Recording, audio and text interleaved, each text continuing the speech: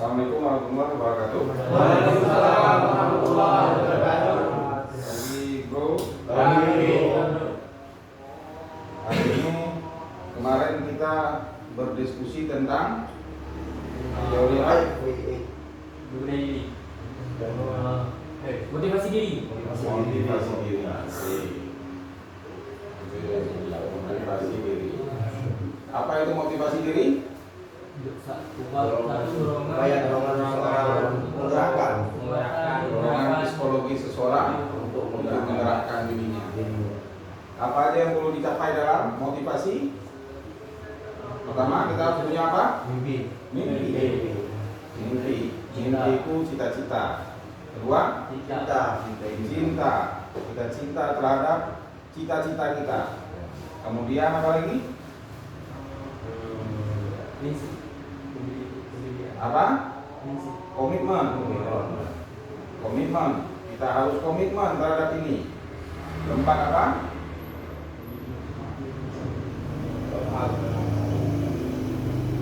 Kita harus belajar banyak tentang bagaimana cara kita berkomitmen. Kelima apa? Bergaul. Ya. Bergaul dengan orang-orang yang memberikan motivasi diri terhadap kita. Keenam, doa. Oke.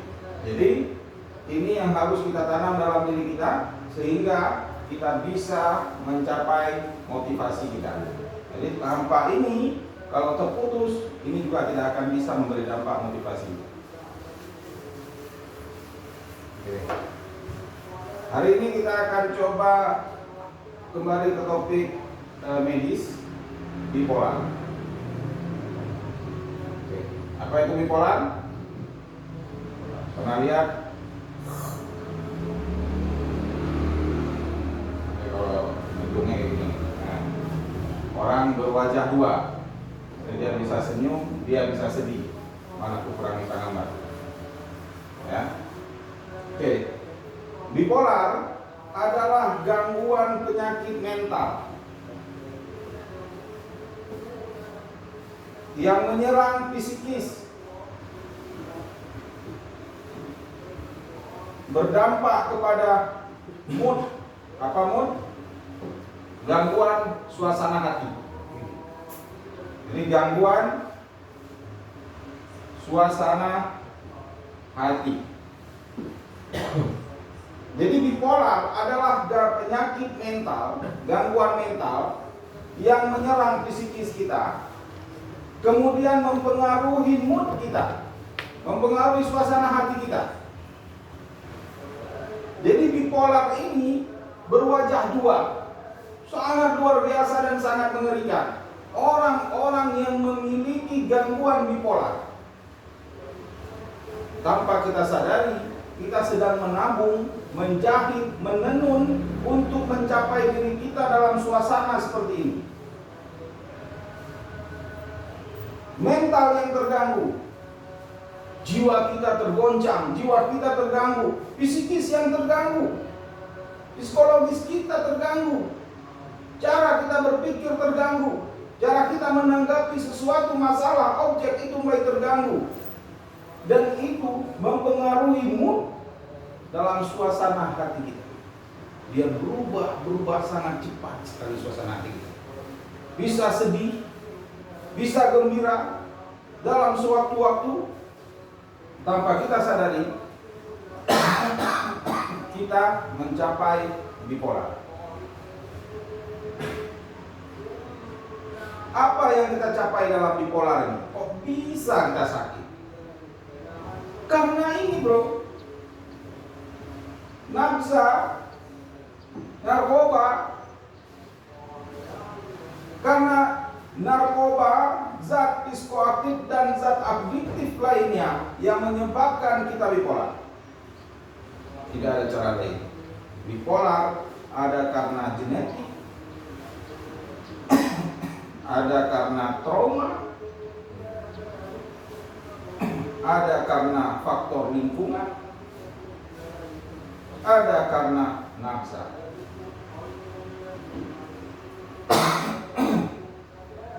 Lihat bagaimana ketika kita menggunakan narkoba.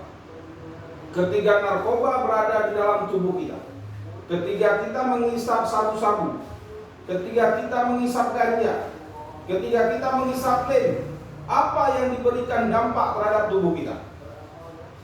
Stimulan yang semu. Sabu memberikan stimulan, tapi dia semu, mempengaruhi hormon apa? Dopamin.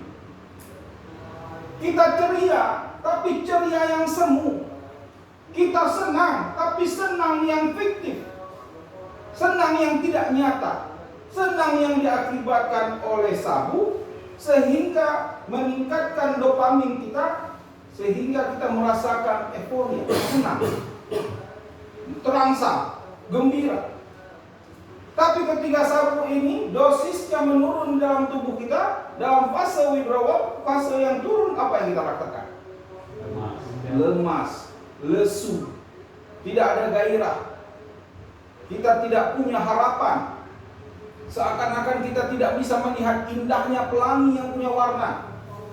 Seakan-akan kita tidak bisa merasakan kesenangan yang diberikan oleh keluarga atau orang-orang yang kita cintai. Karena apa? Karena keseimbangan dopamin di dalam otak kita sendiri sudah mempengaruhi dari sistem bagaimana cara kita berpikir. Kita menggunakan ganja atau kita menggunakan lem yang mengakibatkan depresan. Depresan membuat kita depresi.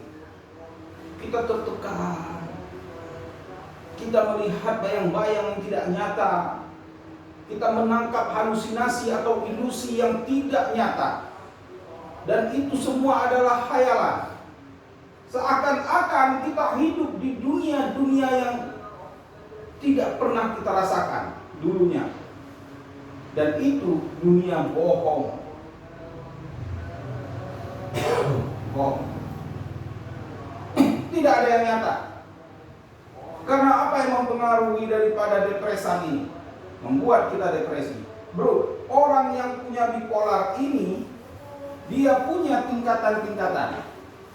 Dia punya tingkatan mania. Dia punya tingkatan depresi. Dia punya tingkatan hipomania.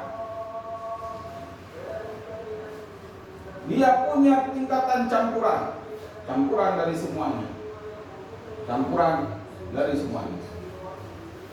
Lo bayangkan ketika seseorang yang sudah mulai mengkonsumsi alkohol atau mengkonsumsi narkoba, ketika narkoba itu habis, dia akan duduk termenung. Kadang-kadang dia merasa ketakutan sendiri. Kadang-kadang dia merasa gelisah sendiri. Dia jalan bersama. Dia jalan bersama. Dia merasa suasana di dalam rumah itu terasa seperti neraka. Dia merasa ada bayang-bayang yang menghantui dia yang akan mencabut nyawanya. Kemudian apalagi dia merasakan sebuah kecurigaan yang berlebihan, paranoid, kecurigaan atau paranoid. Orang di sana bisik-bisik, dia pikir itu bisiknya untuk dia. Orang di sana lagi bicara-bicara, dia pikir itu bicaranya untuk dia. Kemudian kita marah, emosi yang tidak terkendali. Sering nggak kalian rasakan itu? Sering. Semua itu pengaruh dari narkoba. Orang yang sudah mengisap narkoba dikatakan dia mania. Ketika dia mengisap sabu, dikatakan dia mania. Dia bercerita kepada kita, bro, suatu hari nanti aku akan ciptakan pesawat tempur. Padahal dia tangan SD pun, SIM P pun enggak, SIM A Lampung gitu. Ya. Atau dia cerita, nanti kita ke Banda Aceh, di sana kita jualan, dapat duit. Jualan padahal entah kubehan kemana, Pak Benteng itu. Ya kan? Kemudian dia mengalami depresi, tertekan sekali rasanya. ada rasa keinginan ingin bunuh diri. Ada rasa keinginan dia ingin mengakhiri hidupnya. Karena apa? Karena stres, tertekan batinnya. Pulang ke rumah seakan-akan tidak ada lagi yang mempedulikan dia. Ibu yang dulu sering manggil dia sekarang tidak memanggil lagi. Gimana lah kegawaian? Menang gawai kata ingin. Woi, lu lagi. Andre, apa dulu mama? Panggil lagi saya. Asik nyalakan saya. Tenggen, begitu kita dipanggil oleh istri, abang makan, jangan urusan tanya saya kemana. Malam mengamuk, pagi mengamuk, siang mengamuk, emosi tidak terkendali. Karena apa? Karena kita sudah masuk ke dalam fase ini, bro. Fase penyakit bipolar. Bipolar ini tidak ada obatnya.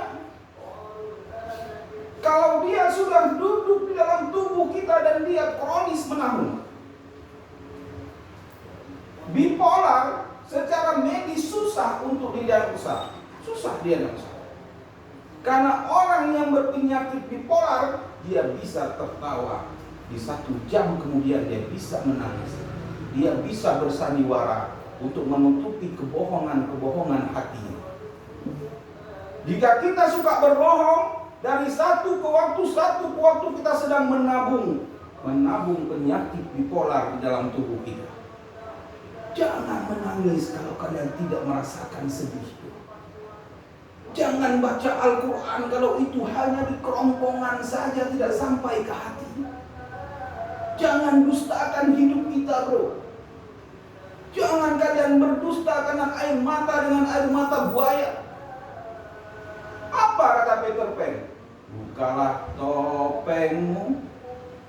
Ada lagunya? Buka topeng kita.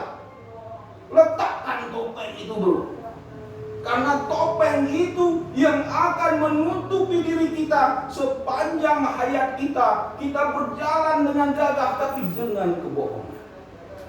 Kalau kau tidak cinta, jangan kau katakan cinta. Kalau kau nggak suka, jangan kau katakan suka. Karena apa? Karena hidup dengan kebohongan akan menjadikan diri kita menjadi orang yang munafik. Munafik kata agama. Tanggalkan baju munafik kita. Mari kita berkemas untuk kita tidak melakukan semua persoalan-persoalan ini. Itu apa, bro? Honesty, maka di sini dikatakan honesty, kejujuran itu butuh waktu. Bagaimana cara kita untuk menegakkan jujur? Inventaris moral bukan gampang untuk mengakui kesalahan-kesalahan kita. Katakan kesalahan. Kalau memang itu salah. Kalau tapi kita hidup dengan kebohongan, itu membuat kita satu hari menjadi B, besok menjadi I, lusa menjadi P, lusa lagi menjadi O. Akhirnya lengkap kata-kata bipolar ini. Penyakit mental yang menyerang jiwa psikis kita, mengalami perubahan mood di dalam suasana hati kita. Ya.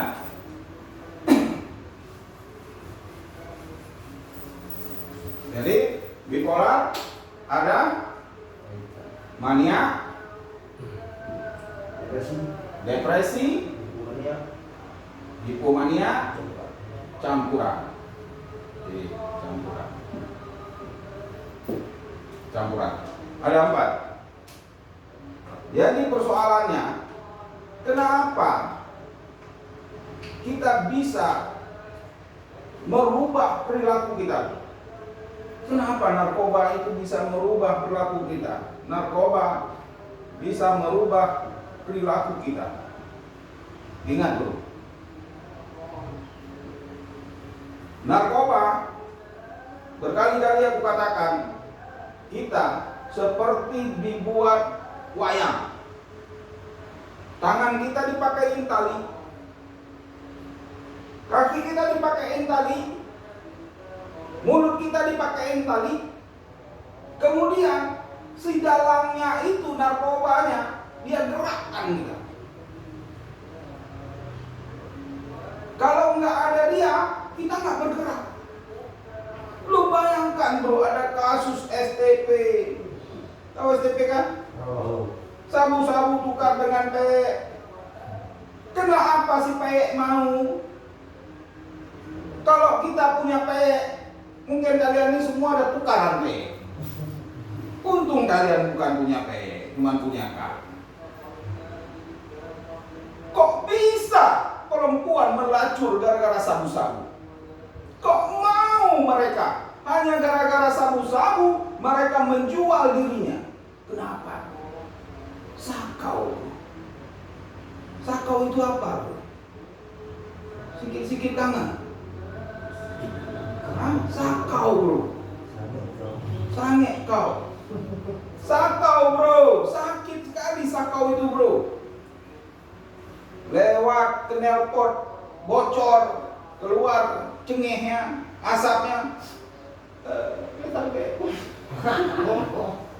Kompor diketek, keluar dikit gasnya. Bau bensin, bau lem. Beruntur bro, baku. Banyak persoalan-persoalan yang menghantui kita. Kenapa? Karena limbik kita sudah kena. Limbik kita nih tepat di bawah telinga ini udah kena bro. Sudah merekam dia. Merekam bagaimana ketika satu hari kita duduk, kita racik bom. Merekam bagaimana ketika telapak telunjuk kita menaruh di mulut kita. Merekam bagaimana cara kita mengover bom. Sudah direkamnya semua. Sudah direkamnya. Untuk menghapus rekaman ini butuh waktu, butuh komitmen, butuh kesadaran, butuh sebuah motivasi agama yang kuat. Lagi-lagi berkali-kali aku katakan, hanya agama yang bisa menyembuhkan kita. Hanya Tuhan yang bisa menyembuhkan kita. Kalau kau tidak mau sembuh bro, kau tidak punya komitmen yang kuat bro, dan kau tidak akan pernah menyelesaikan hidup kau bro, karena masa depan kau ada pada diri kau sendiri bro. Aku sebagai sponsor, orang tua sebagai keluarga, istri dan anak sebagai keluarga kalian hanya mengantar hidup kita bro. Mereka hanya menyelawatkan kita. Kau lihat orang yang antar itu diselawatkan sallallahu ala Muhammad, kau masuk. Kau lihat orang yang mati, ketika kau antarkan dia ke kuburan, kau hanya mengantar. Kita hanya mengantar. Hidup itu ada pada bro-bro sendiri. Ada pada kalian, itu terserah. Kalau kalian tidak mau seperti itu berubah, kalau bukan di sini bro, nggak ada tempat lagi bro. Kalau bukan di sini kau coba untuk merubah diri kau, nggak ada tempat lain. Nggak ada tempat lain. Apa yang mau kita buat? Apa yang mau kita banggakan dalam hidup ini? Bukankah Tuhan sayang sekali dengan kita? Kita berada di sini karena Tuhan sayang sama orang tua kita. Dia mengadah tangannya, ya Allah, sembuhkanlah anakku ya Allah. Berikanlah dia ya Rabb rahmat dan berkah-Mu, hidayah-Mu ya Rabb. Bukankah kita berada di sini karena ada orang-orang yang kita cintai? Dia tidak punya uang. Jam 4 pagi dia sudah bangun untuk masak, untuk jualan. Jam 4 pagi dia sudah bangun untuk pergi membersihkan punya orang. Jam 4 pagi dia sudah bangun untuk masak nasi sebagai bekal dia pergi ke kebun nanti pagi. Orang tua kita itu bukan untuk hidup membeli sapu kita, bukan. Orang orang tua kita itu mencari rezeki untuk memberikan bekal ilmu pengetahuan kepada kita.